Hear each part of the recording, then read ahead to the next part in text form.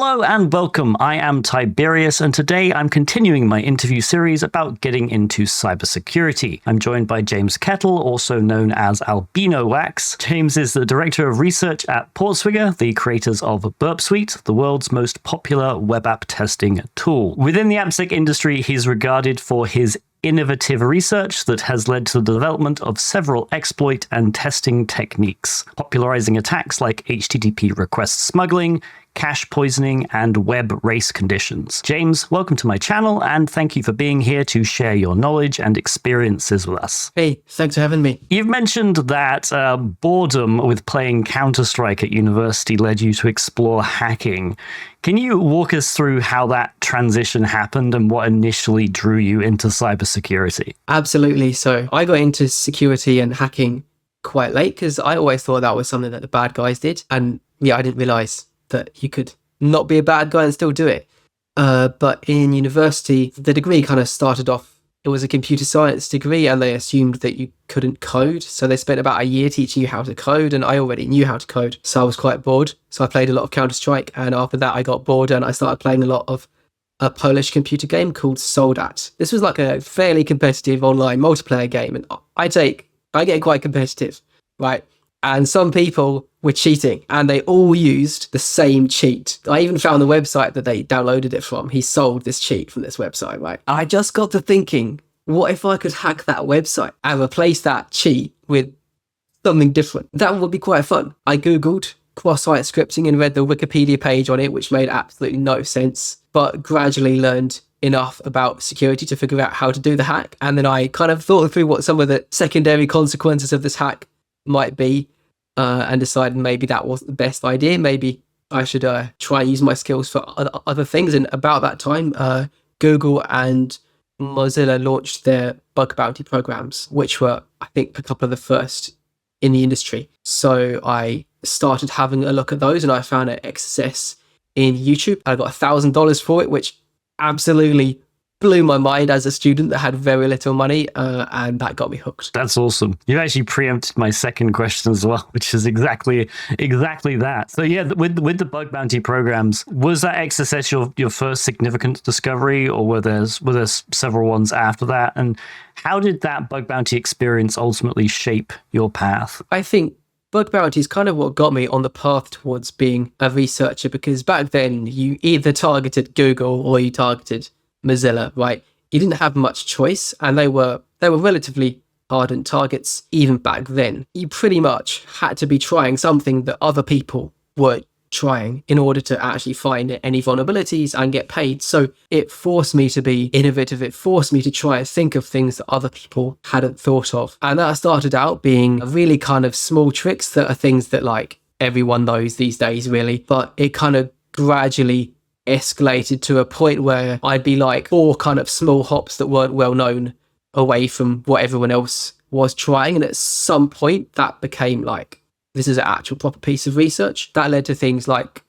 for example, I invented the password reset poisoning technique. I invented that to exploit addons.mozilla.org, which was built on Django. Found a series of bypasses with that. And I think that was the first thing that I did that I regard as like a proper piece of nice research. That got me absolutely hooked. For those unfamiliar, I'm sure there will be plenty of people watching, how would you define the role of security researcher? And then what does your day generally look like? That's a very good question. It's always worth making clear what we're talking about. So there's basically two meanings that people use when they say security researcher. Some people basically mean anyone that finds a vulnerability in anything. That's not the definition that I use. I think that's too broad. There's plenty of other words for people like that. For me, security research is finding things that are novel or innovative. It's going beyond the state of the art and effectively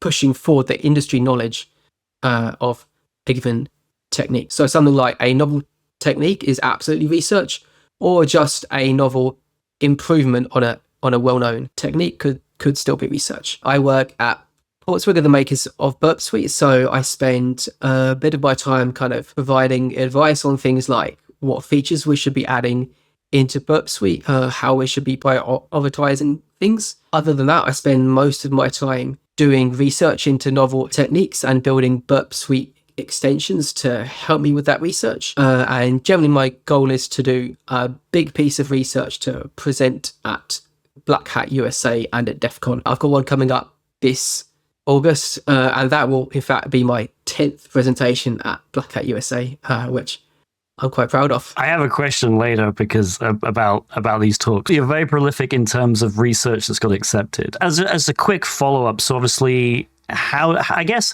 it's probably as a security researcher, asking like the day of a life is probably not that good of a question. So how does honestly like a month like look like in terms of how you structure your time, sort of in terms of like how do you like picking a subject to research, delving into like the depths of it, and then ultimately finding something and sort of developing that? Personally, I don't have that much structure. I've got a list of research ideas. Generally, the best ideas for research happen when I'm already in the middle of a kind of different piece of research. So I just put them on the list, and this list has, it grows faster than it shrinks, right? So I've probably got about 500 research items. I've probably got enough stuff on here to keep me doing research for the next 10 years. It just kind of piles up, but generally I'm focused on one topic or area because I have to, basically my goal is get that Black Hat presentation. So it needs to be an area that I think has a lot of potential for new developments, because if I can only bring like one tiny increment to the field, it's probably not going to make a good 40-minute presentation that people actually enjoy. Most of the year I spend kind of exploring a concept and rapidly trying to find out, is this concept going to work, or do I need to drop this concept and move on to the next thing? That's the kind of cycle that I go through, and I try to plan my approach so that I can validate whether an idea has value or not as fast as possible. Because the worst thing in research is when you spend like 6 months on a topic and it's just a dead end.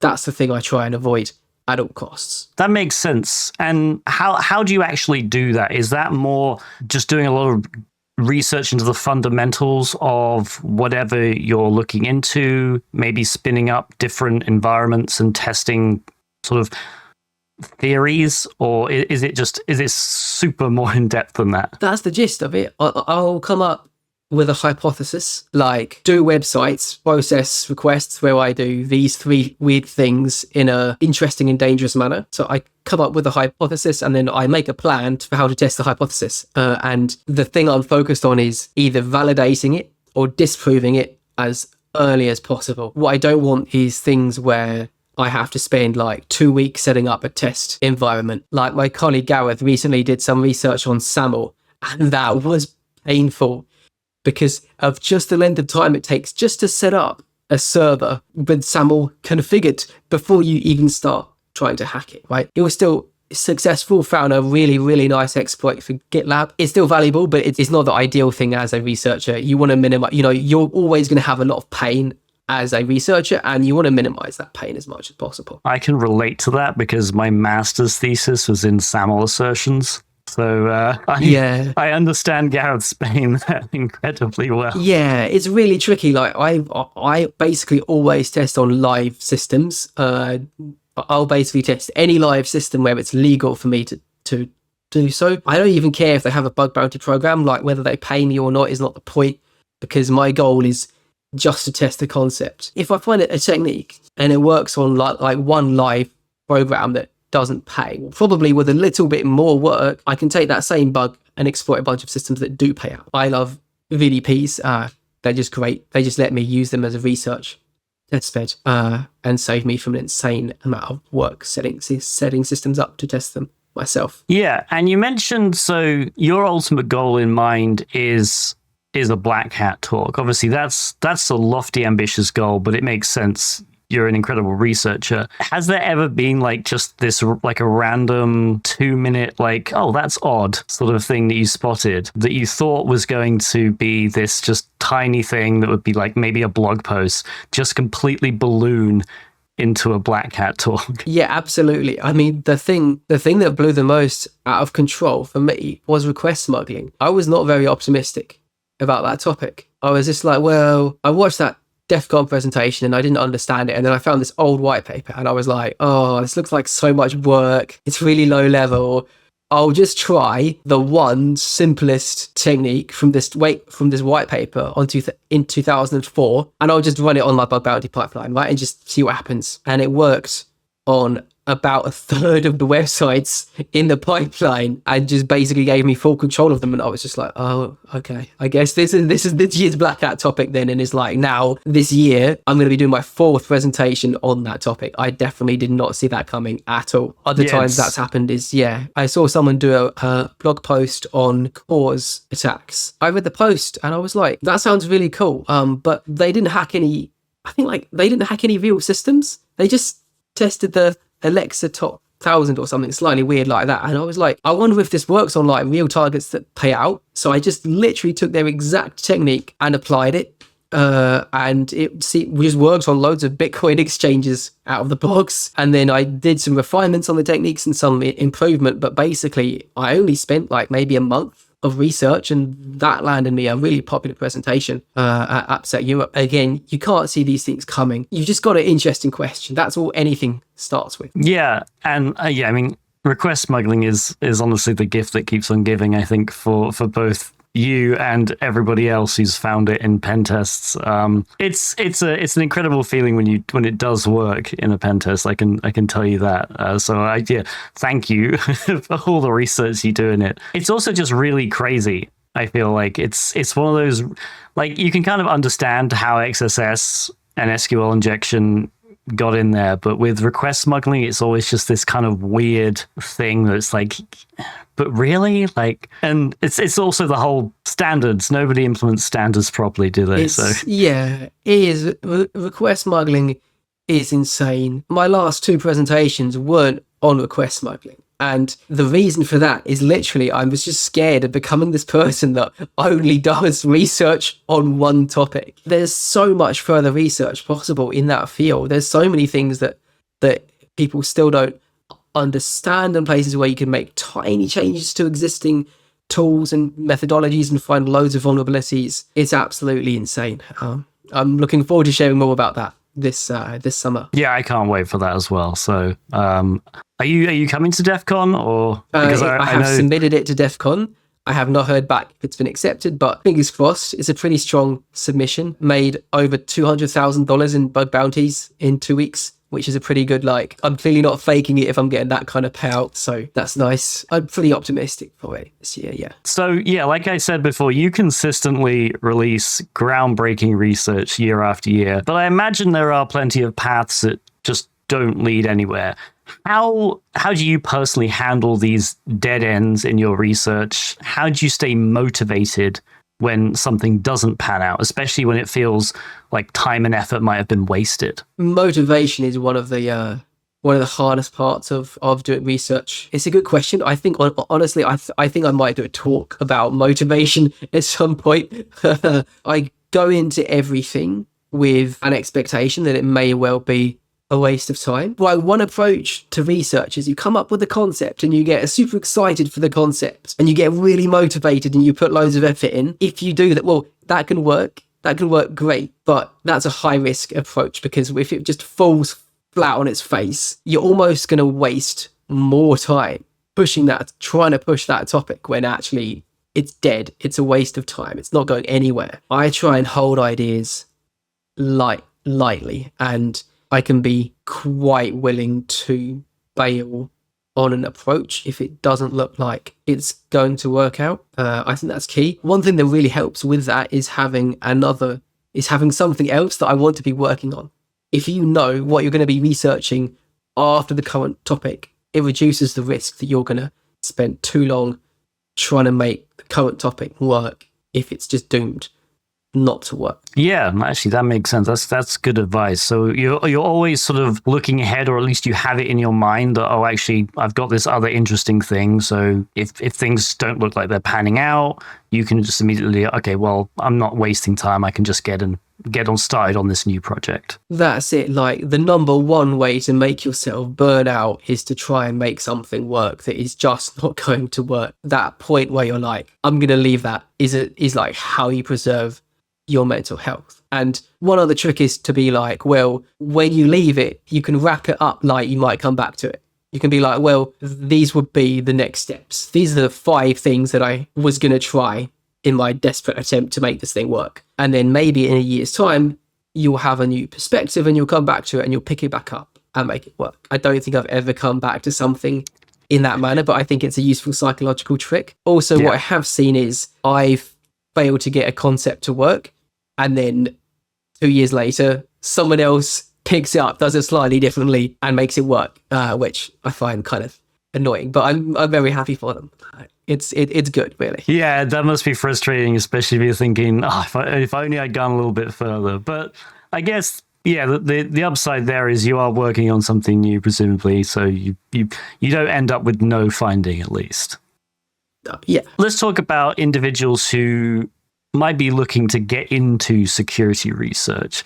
What would you say are the foundational skills or knowledge areas that they should focus on first? I don't think there is a specific skill or a specific area. I put quite a lot of thought into this a couple of years ago when I was hiring a couple of researchers to join my team. I think basically the essential thing you need is this passion to innovate, to do new things, to find new things, and to go beyond what's possible. That's the one ingredient that's absolutely essential, because if you don't have that, if you come into a full-time research role like it would be on my team, you're just not going to survive, because you need this massive passion, this massive motivation in order to keep going and just deal with how consistently challenging it is. Research is like the opposite of something where you can coast. Does that answer your question? Yeah, honestly, like, I mean, yeah, I was just wondering if there was like, is it good to have programming knowledge, or is that less important? I think that's a good answer. Yeah, I imagine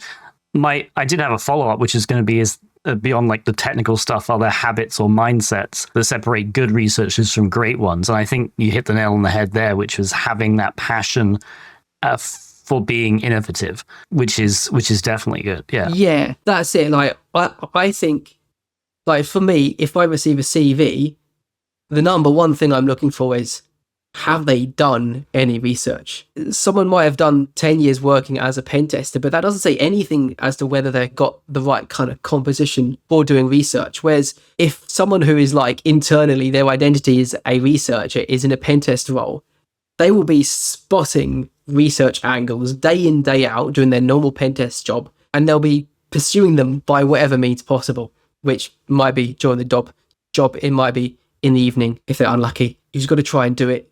That's the essential thing. Things like having a good knowledge of web fundamentals, yeah, that's useful. I think in order to do research on any topic, you need to be completely familiar with everything that's already published on that topic. That's essential, but it's not like you need to be an expert in like every single topic within web security to do one piece of research, just the topic that you're trying to do the research on, really. Yeah, so understanding those sort of fundamentals and the foundation of that, reading like the white papers, that would honestly be like a first stage, I imagine, that you go through, especially when doing your research, is just making sure you understand absolutely every single concept of whatever you're researching. Yeah, a fair bit. Basically, I start with my hypothesis and then I try and answer it without doing any work. If I can answer the hypothesis by reading a RFC, or as rare, but or by reading someone else's paper, that's great, right? Like, yeah. And so obviously you mentioned that you run a team at PortSwigger.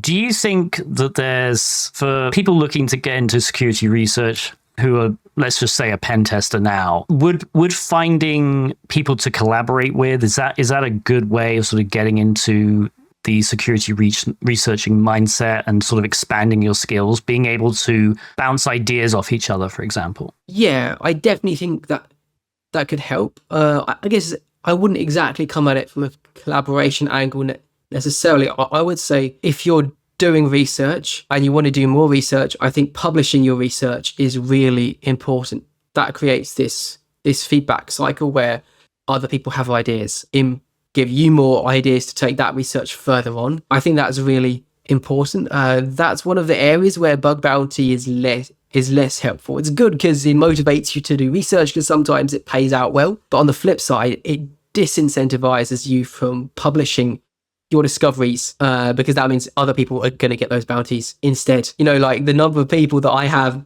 who come up to me like, oh, I made thousands off your tool, let me buy you a drink. I love that they tell me that, but if bug bounty money was my source of income, I'd be a little bit frustrated too, right? But I think that sharing, that interaction with other people is really valuable. What are some common mistakes or misconceptions you see, especially among newcomers to security research? And what advice would you give them to help avoid those pitfalls? Obviously, I'm not looking over people's shoulders as they're doing research, right? But the biggest mistake that I can infer, people just don't try. They'll have an idea.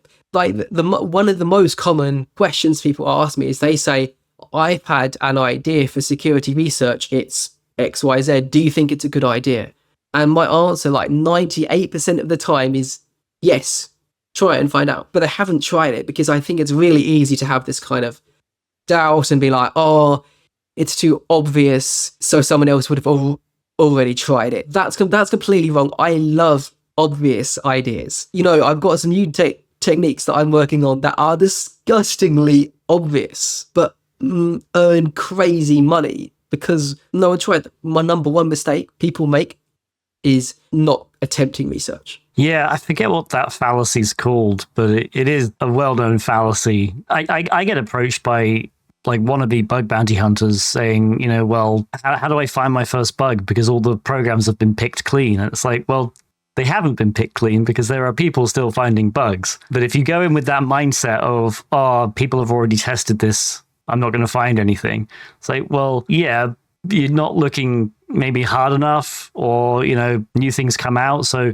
that attitude is definitely a killer for bug bounty. I imagine it's a definite killer for security research. So yeah, just learning how to just, okay, yeah, maybe it's a dead end, but I'm going to try it anyway because who knows? Yeah, I think there's this kind of, among people that haven't done much research, there's this kind of fixation on the idea. And they think like research is a good idea. That's all there is to it. And it's like, an idea is an important ingredient. I've had lots of success with research, but then people are coming to me with ideas that I think sound really cool, but that have never published research. And it's like, the idea is important, but it's not the only thing. Like, it's the skill, it's the process, it's how you do it. And that you get that stuff by practice. And if trying to execute ideas is how you learn to distinguish good ideas from bad ideas before you even try them out. You just got to try it, see what happens. That's my motto. I stole it from The Thing. Yeah. Nice. I like it. So for people who, let's say they've been doing security research independently, that's maybe hacking on side projects, writing blog posts, sharing tools. What advice do you give them if they're looking to turn that passion into a full-time paid position? Like, where would you start looking? So my impression is that there aren't that many full-time research positions. It's something I think a lot of companies kind of don't appreciate how valuable it would be to have someone in that role. So I think you have to take a slightly lame approach of basically Google, find out what full-time research positions are available and see if one of them sounds good to you. And if it sounds good, just go for it. And if there aren't any, I think in a good company, you can kind of wrangle yourself into more of a research role bit by bit if you can show that it's valuable, that it's bringing real value to the company. So you can kind of just make it happen. It's a tricky one, but yeah. No, I definitely agree with that, with the last point especially. A lot of the bigger companies I've worked at, especially, product lines have sort of emerged naturally from people at the company doing research and presenting it and being like, hey, I found this thing. We could probably make a product out of this. It's kind of awful to say, but if your research can potentially make a company money, they're definitely going to be interested in that research, and that ultimately can open those doors for you. Yeah, exactly. Like I think researchers, I think you'll be lucky to get a full-time research role at a security consultancy because the work you're doing isn't billable. Whereas I think the formula is more favorable if you're at a software company that makes security products. If you do the researching right, it's extremely good marketing for that software product, and therefore it is bringing clear value to that company. So that's the space I've been looking at. Our field, and I'm talking, let's just talk about web security in general. Our field evolves rapidly. How do you personally stay current with latest developments? What resources would you recommend, especially to newcomers? Oh, tricky one. There's so much noise out there. Personally, I use X primarily, but it's pretty bad. If you follow the right people, generally, if someone posts something good, then someone good that you're following will repost it and it will land on your radar. Another good strategy is if you read a good blog post, hopefully you can find an RSS. Sometimes you have to brute force the URL to find the RSS feed, but it may well be there. And then you've got newsletters and stuff like that. It's pretty painful. And there's a lot of stuff being shared on Discord too. Like we've got there's a Burp Suite one where there's a research channel where we chat about research. There's subreddits, like I manage one called Web Security Research, which is where I post anything research related that I see. And there's also NetSec, which has a bit of a broader focus. They're worth following too. Yeah, I was going to say Google Reader's demise sort of kind of ruined a lot of blogs for me. I'm sure it did for a lot of people. It's kind of annoying. But yeah, no, Reddit and X, I think, are my main sources for the latest updates, which it's just terrible. But I mean, if it works, it works, I guess. So yeah, the PortSwigger Discord, this is not a sponsored video, by the way, but the PortSwigger Discord is very good for anything with web security research. I can definitely say that. So yeah, come join us. Yeah, absolutely. Subscribe to the PortSwigger Research RSS. We even added a link for it recently, if you can find it. So that's worth doing. Nice. Yeah. More generally, I think it can be overwhelming to try to kind of be like, oh yeah, I'm going to keep up with every piece of research published on every topic in web security at the same time. So kind of a slightly more sustainable approach is to pick a few top conferences like DEF CON and just scroll through the schedule, look at the recordings, read those papers, and look at the references, right? A real marker of a piece of research that you need to read is when it's getting referenced from another good piece of research. I mean, of course you'll miss stuff, but you're always going to miss things. Oh, and the AI deep research, get it to do the Googling for you. That can work quite well sometimes. Yeah, it's a good shout out on the recordings, because not all cons do, which is understandable. Some cons do not have a budget, but the bigger cons absolutely will record and upload the talks to their YouTube channels. And yeah, there's just a huge backlog of so many good talks so you can watch. One thing I would say as well, and this is something that's been increasingly happening over the past few years, decently run CTFs. If you read the write-ups after the CTF is finished, there are sometimes really interesting techniques that are not the way the box was supposed to be solved, but someone has gone away and sort of come up with this really weird technique that did solve the actual challenge, and that can also unlock stuff. I remember the PHP RCE via the filter was sort of born out of a weird CTF challenge, which was kind of amazing research to sort of read. Yeah, that's it. There's like a whole parallel research community doing CTFs, and some of that stuff is super valuable to like real testing, and some of it is not at all. It's quite hard to tell the difference. But that's a good point. I should have promoted the PortSwigger top 10 web hacking techniques. Picks the top 10 techniques that you need to read from the previous year. And we do that every year. And also there's the nomination list, which is it's bigger every year. It's like over 100 posts, but I've started including an AI summary of those posts. So you can use that to quickly find posts that at least one person thought was valuable. Yeah, that is my reading material every year. Not just the top 10, but the short list is incredibly valuable. So yeah, that's a good call out there. It poses challenges because that list gets longer every single year, and so the number of people actually reading all the posts in the list and then voting like accurately goes goes down every year as well. But we're working on it. With the rise of AI, how do you see it influencing security research, both in terms of new vulnerabilities, but also as tools for researchers? I think broadly, it's making research easier because you can use it to kind of learn about a topic, to like get up to speed with a topic really, really fast. So I found it